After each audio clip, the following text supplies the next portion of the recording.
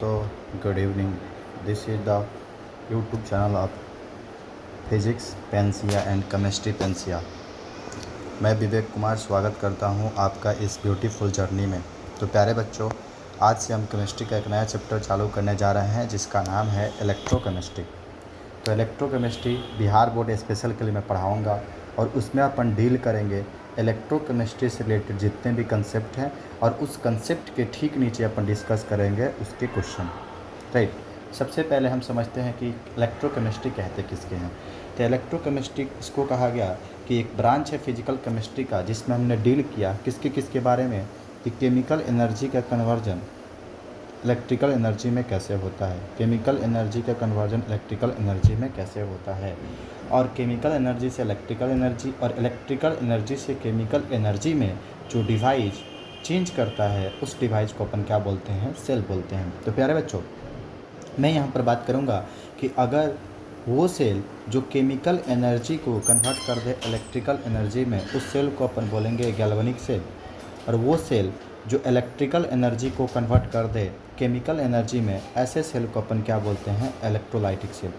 अगर एग्जाम्पल के तौर पे बात करेंगे तो इलेक्ट्रिकल एनर्जी से केमिकल एनर्जी में कन्वर्ट करने वाले सेल को बोलते हैं इलेक्ट्रिकल सेल। जैसे अपन अपनी मोबाइल यूज करते हैं, तो मोबाइल जो हो गया, वो मोबाइल क्या होता है कि अपन नया मोबाइल ख़रीद के लाते हैं। तो मोबाइल ख़रीद के लाते हैं तो अपन क्या करते हैं कि इलेक्ट्रिकल सिग्नल से उसको इलेक्ट्रिकल एनर्जी प्रोवाइड करने की कोशिश करते हैं, और वो जो इलेक्ट्रिकल एनर्जी का सिग्नल लेता है वो इलेक्ट्रिकल एनर्जी किस में कन्वर्ट कर देता है, उस बैटरी के केमिकल एनर्जी में कन्वर्ट करता है, जिसके कारण अपना मोबाइल चार्ज हो जाता है। तो ऐसे सेल को अपन इलेक्ट्रोलाइटिक सेल बोलते हैं। जबकि हम बात करें गैल्वेनिक सेल की, तो गैल्वेनिक सेल मतलब केमिकल एनर्जी जो हमारे घर में टीवी, रिमोट, ये में सब सारे बैटरियाँ होती हैं, निपन के बैटरी होती हैं, तो वो क्या होती हैं कि उनमें केमिकल सब्सटेंसेस अवेलेबल होते हैं, और उस केमिकल सब्सटेंस को अपन एनर्जी देकर किस में कन्वर्ट कर देते हैं, इलेक्ट्रिकल एनर्जी में। तो ऐसे सेल को अपन क्या बोलते हैं, गैल्वेनिक सेल बोलते हैं। राइट।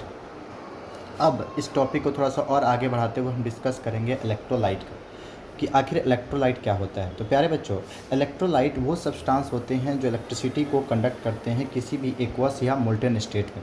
अब एक्वस सोल्यूशन का मतलब क्या हो गया कि वैसे सोल्यूशन जिसमें वाटर कंटेनिंग कंपाउंड हो, ऐसे सोल्यूशन को अपन क्या बोलेंगे, एक्वस सोल्यूशन या मोल्टेन स्टेट बोलेंगे। ठीक है। तो substance which conduct electricity in aqueous solution और molten state are known as the electrolyte. ये इलेक्ट्रोलाइट दो प्रकार के होते हैं, एक होता है स्ट्रॉन्ग इलेक्ट्रोलाइट और दूसरा होता है वीक इलेक्ट्रोलाइट। अब स्ट्रॉन्ग इलेक्ट्रोलाइट और वीक इलेक्ट्रोलाइट नाम सुन के आपको समझ में आ गया होगा कि स्ट्रॉन्ग इलेक्ट्रोलाइट किसको कहेंगे। तो भैया, स्ट्रॉन्ग इलेक्ट्रोलाइट उस इलेक्ट्रोलाइट को कहेंगे जिसमें डिग्री ऑफ डिसोसिएशन 100% हो। डिग्री ऑफ डिसोसिएशन 100% होने का मतलब ये हुआ कि जितने भी आयन आपने एक्वा सोल्यूशन में डाला वो सारे के सारे आयन डिसोसिएट हो गए पूरी तरह से, मतलब पूरी तरह से डिसोसिएट हो गए। तो वैसे इलेक्ट्रोलाइट को क्या बोलेंगे, स्ट्रॉन्ग इलेक्ट्रोलाइट। और वीक इलेक्ट्रोलाइट किसको बोलेंगे, तो वीक इलेक्ट्रोलाइट उस इलेक्ट्रोलाइट को बोलेंगे जिसमें डिग्री ऑफ डिसोसिएशन का मतलब ये हुआ कि अल्फ़ा का वैल्यू लेस देन 5% हुआ।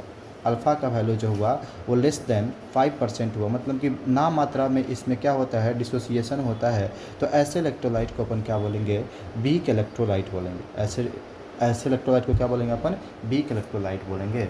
अब जाहिर सी बात है कि अगर मैं स्ट्रॉन्ग इलेक्ट्रोलाइट की बात करता हूँ तो स्ट्रॉन्ग इलेक्ट्रोलाइट में अगर डिग्री ऑफ डिसोसिएशन 100% होगी, यानी कि उसमें कंडक्टिविटी ज़्यादा होगी, यानी वो हाई कंडक्टिंग सोल्यूशन होगा।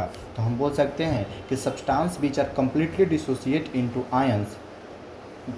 dissociate into ions and forms high conducting solution are known as a strong electrolyte। उसको क्या अपन बोलते हैं, स्ट्रॉन्ग इलेक्ट्रोलाइट। दुनिया के सारे एग्जाम्पल जो स्ट्रॉन्ग एसिड के होते हैं और स्ट्रॉन्ग बेस के होते हैं वो सारे के सारे स्ट्रॉन्ग इलेक्ट्रोलाइट कहलाते हैं। एग्जाम्पल के तौर पर HCl, HBr, HI, ये सारे के सारे स्ट्रॉन्ग एसिड होते हैं। स्ट्रॉन्ग एसिड की बात करें तो बेरियम हाइड्रोक्साइड की बात कर लीजिए आप, पोटेशियम हाइड्रोक्साइड की बात कर लीजिए, सोडियम हाइड्रोक्साइड की बात कर लीजिए।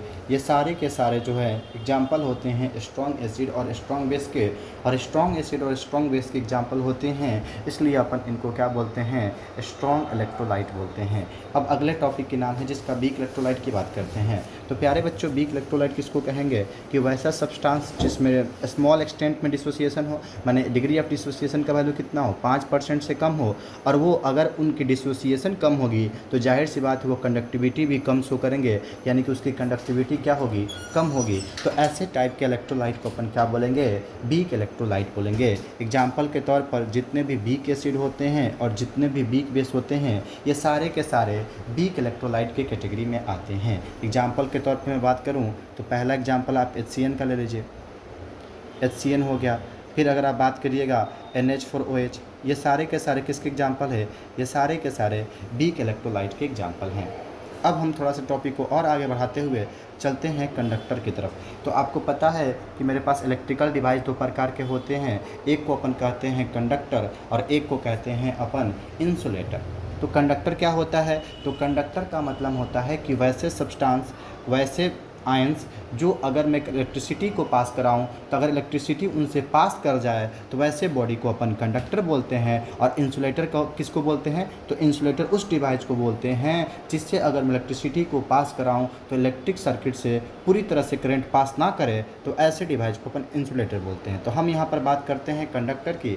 तो कंडक्टर क्या है यहाँ पर, तो वैसा सब्सटेंस जो अलाउ करे फ्लो ऑफ चार्ज को अपने से, मतलब कि अगर मैं किसी भी बॉडी से करंट को पास कराता हूँ, चार्ज को पास कराता हूँ और उस बॉडी से करंट या चार्ज पूरी तरह से पास हो जाए तो ऐसे बॉडी को अपन कंडक्टर कहते हैं। क्या बोलते हैं भाई, कंडक्टर कहते हैं। और ये जो कंडक्टर होता है मेरे पास दो टाइप का होता है, एक होता है मेटेलिक कंडक्टर और दूसरा होता है आयनिक कंडक्टर। अब हम बात करते हैं मेटेलिक कंडक्टर और आयनिक कंडक्टर के बारे में, एक एक डिफरेंस के बारे में प्यार से। तो पहला है कि मेटेलिक कंडक्टर में जो चार्ज कैरियर है, चार्ज कैरियर का मतलब हो गया कि अगर मेरे पास कोई मेटेलिक कंडक्टर है तो उसमें चार्ज को कौन लेके जाएगा। तो बच्चों आपको पता है कि मेरे पास अगर कोई भी कंडक्टर होता है तो उस कंडक्टर के अंदर चारों तरफ आयन भरे होते हैं, सॉरी आयन नहीं, इलेक्ट्रॉन भरे होते हैं और इलेक्ट्रॉन की आपस में कोलिजन होती है और कोलिजन के कारण उनमें ड्रिफ्ट वेलोसिटी आती है। तो यहाँ पर जो मेटेलिक कंडक्टर हैं तो उस मेटेलिक कंडक्टर में चार्ज कैरियर जो होंगे वो क्या होंगे, तो वो आपके फ्री इलेक्ट्रॉन होंगे। जितने भी मेटल हैं उस मेटल के अंदर उसके सरफेस में, उसके वॉल्यूम में क्या प्रेजेंट होते हैं, फ्री इलेक्ट्रॉन होते हैं। वही फ्री इलेक्ट्रॉन चार्ज कैरियर का काम करते हैं। अब हम बात करेंगे कि अगर आयनिक कंडक्टर है तो आयनिक कंडक्टर में जो चार्ज कैरियर होंगे वो फ्री आयन होंगे। वो क्या होंगे, फ्री आयन होंगे। आपने बचपन में सुना होगा क्लास 10th में या 8 में कि हम पढ़ते हैं एक इलेक्ट्रोलाइसिस प्रोसेस। तो इलेक्ट्रोलाइसिस प्रोसेस में अपन किसकी बात करते हैं कि मेरे पास दो प्रकार के रॉड होते थे, एक होता था पॉजिटिव इलेक्ट्रोड, एक होता था निगेटिव इलेक्ट्रोड। तो पॉजिटिव इलेक्ट्रोड को अपन एनोड कहते थे जबकि निगेटिव इलेक्ट्रोड को अपन कैथोड कहते थे। तो पॉजिटिव इलेक्ट्रोड और निगेटिव इलेक्ट्रोड को जब हम दोनों से कंबाइन कर देते थे और कंबाइन करने के बाद उसके एक्वा सोल्यूशन में अगर आप इलेक्ट्रिसिटी को या इलेक्ट्रिसिटी को बहाते थे तो क्या होता था, आयन का डिसोसिएशन होता था। तो यानी कि मैं ओवरऑल बोल सकता हूँ कि आयनिक कंडक्टर में जो चार्ज कैरियर होंगे वो आयन होंगे। और एग्जाम्पल के तौर पर सोल्यूशन ऑफ एन इलेक्ट्रोलाइट।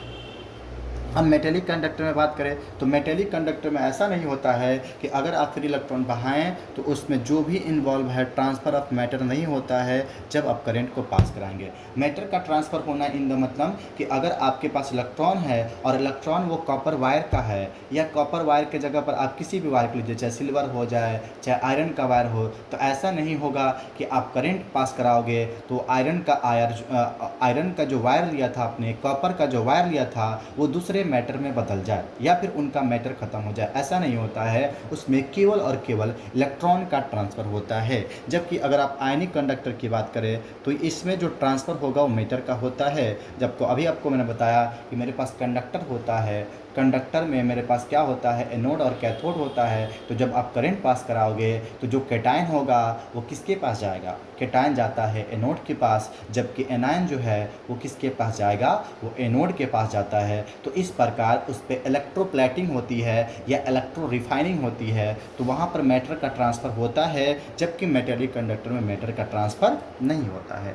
अब हम बात करेंगे अगर मैटर का ट्रांसफ़र ही नहीं हुआ तो इसमें किसी भी प्रकार का कोई केमिकल चेंज नहीं होता है, कोई भी केमिकल चेंज नहीं होता है। जबकि इसमें आराम से केमिकल चेंज होगा क्योंकि आपने इलेक्ट्रिसिटी को पास कराया तो मैटर भी बदला।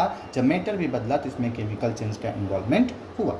अब जाहिर सी बात है यहाँ पर इलेक्ट्रॉन है तो इसकी कंडक्टिंग पावर क्या होगा, हाई होगा, जबकि यहाँ पर कंडक्टिंग पावर जो होगा वो क्या होगा, लो होगा। जब हम मेटेलिक कंडक्टर में टेम्परेचर को बढ़ाएंगे तो रेजिस्टेंस बढ़ेगा और रेजिस्टेंस जो होता है वो कंडक्टेंस का इन्वर्सली प्रोपोर्शनल होता है।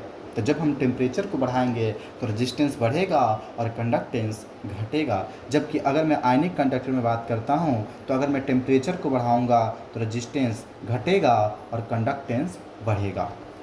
मेटेलिक कंडक्टर में Faraday law of electrolysis applicable नहीं होता है, जबकि आयनिक कंडक्टेंस में फैराडे लॉ इलेक्ट्रोलाइसिस एप्लीकेबल होता है।